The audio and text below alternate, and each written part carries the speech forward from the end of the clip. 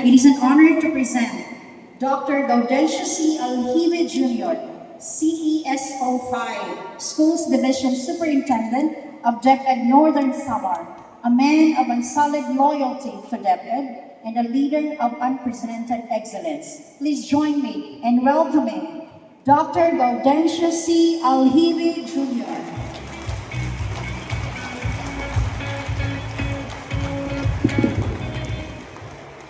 Please be seated. Thank you so much.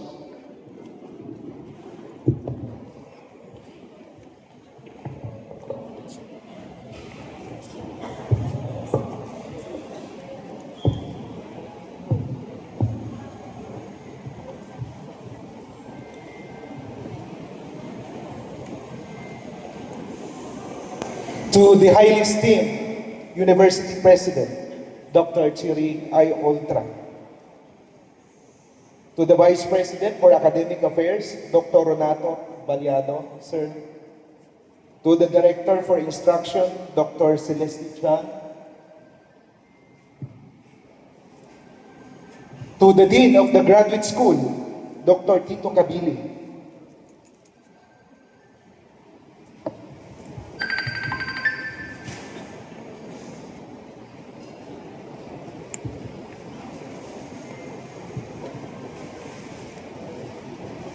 To the Graduate School Secretary, Dr. Miriam Cabreto. Of course, to the Deans of Colleges who are present today. And I would like to especially mention my Dean of the College of Nursing and Allied Sciences, Dr. Sala Dilorino. And to the nursing faculty, to the distinguished university officials, members of the faculty, honored guests, proud parents and families, fellow alumni, and most especially the graduating class of 2026. Good day and warmest congratulations to all of you. Pwede ba parakpakin naman yung kaligwaringon?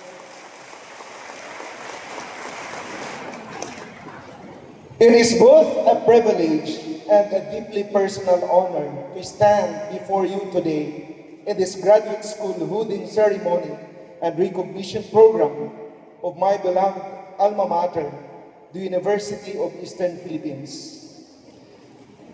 Standing before you today brings back memories of my own graduate school journey. It was here in 1999 that I completed my Master of Public Administration degree.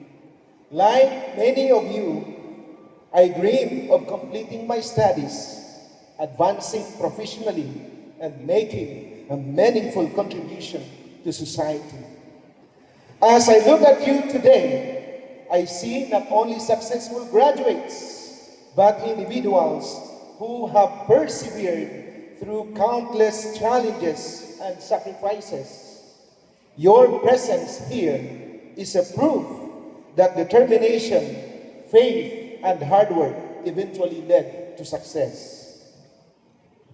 Allow me to share a personal story. Ironically, when I completed my master's degree in 1999, I did not attend my own recognition program. Days before the ceremony, my thesis manuscript, which had already been completed and book-bound, was returned to me for a substantial revisions.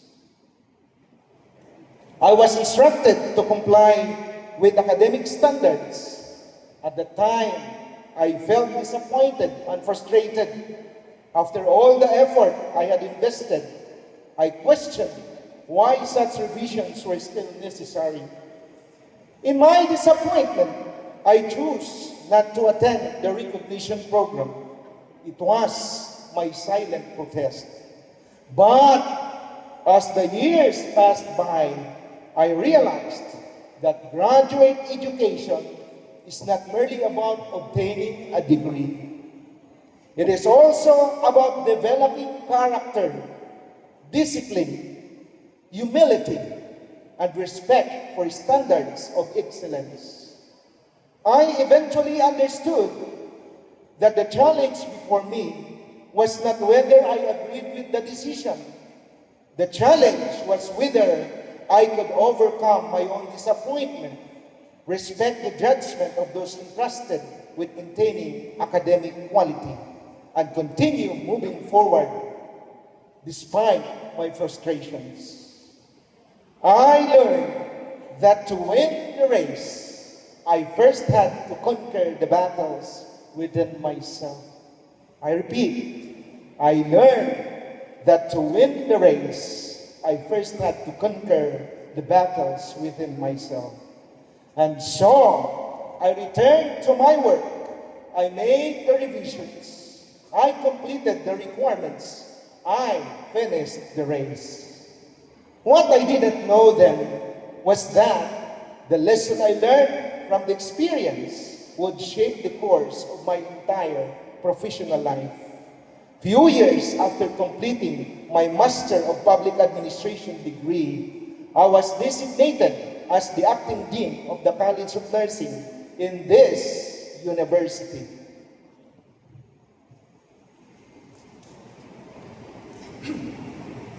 A few months later, I was appointed and designated by the university president as the full-fledged dean of the College of Nursing. That experience taught me that leadership opportunities often come not merely because of competence, but because of character. The ability to accept correction, respect institutional processes, and remain committed to excellence despite disappointments prepares us for greater responsibility. My professional journey continued after serving this beloved university for almost 11 years. From part-time instructor to assistant professor 4, I made one of the most difficult decisions of my life. I left the University of Eastern Philippines, which had become my academic home, to pursue greater professional opportunities and challenges in Manila. There, I served as the Dean of the College of Nursing of Jose Rizal University, and 4 years thereafter, I was hired as the Dean of Olivares College of Health-Related Sciences in Parañaque City. Believing that leadership requires continuous learning, I pursued and completed my doctoral studies while teaching in various graduate schools and higher education institutions in Metro Manila. Those experiences broadened my perspective, strengthened my expertise, and further honed my leadership capabilities. Yet, destiny eventually brought me back home to Eastern Visayas. After almost a decade in Manila, I joined the Department of Education as an education program supervisor. Through God's grace, dedication, hard work, and the support of mentors and colleagues, I was eventually entrusted with greater responsibilities, now as Assistant Schools Division Superintendent, and later as a Schools Division Superintendent. Today, I stand before you as the Schools Division Superintendent of the Schools Division of Northern Samar, duly appointed by the President of the Philippines, Ferdinand Marcos Jr., and entrusted with the rank of Career Executive Service Officer 5. In prior years, I was appointed by then President Rodrigo Rua Duterte to the Career Executive Service with the rank of CESO 6. However, when I reflect upon my journey, I realize that titles, positions, and achievements are not the most important parts of my story. The most important lesson is that every achievement can be traced back to a foundation built on humility, perseverance, faith, and willingness to learn. Kaya ayaw kamo pagsubadha akon ang mga tigraduar pala kamo nga mga ka-recipients yan nga waray pag-attender sa recognition program darasin suol sa buot. Pagtalinuha kamo nga magpakagraduar darayana nga very competitive itong panarabahoan. Nakita man kamo sa Department of Education how tough of becoming a teacher is in the Department of Education. When I look back at that young graduate student in 1999 who felt disappointed because his manuscript was returned for revision, I now realize that those challenges were preparing me for the greater responsibilities ahead. They were teaching me that experience requires discipline, that leadership requires humility, and that growth often begins where comfort ends. My dear graduating class of 2026, your stories may be different from mine, but I am certain that each of you has faced your own battles. Some of you balance graduate studies with demanding careers. Others fulfill family responsibilities while pursuing advanced education. Some encountered financial difficulties, health concerns, personal losses, or moments of uncertainty and self-doubt. Yet, despite all these challenges, you persevered. That is why today is more than a celebration of academic achievement. Will you give yourselves a big round of applause? It is a celebration of courage, sacrifice, resilience, and faith. Kudos to all of you. Kudos for every sleepless night. Kudos for every sacrifice. Kudos for every challenge you overcame. Kudos for every moment when you choose to move forward instead of giving up. You have conquered your educational journey, and you deserve every honor and recognition that you shall receive today. As recipients of graduate degrees, society now expects from you the hood that will be placed upon your shoulders is not merely an academic symbol. It represents your commitment to excellence, ethical leadership, lifelong learning, and service to humanity. Whether you are educators, public servants, healthcare professionals, entrepreneurs, researchers, or leaders in your respective fields, your advanced education calls you to become instrument of positive transformation in your communities and institutions.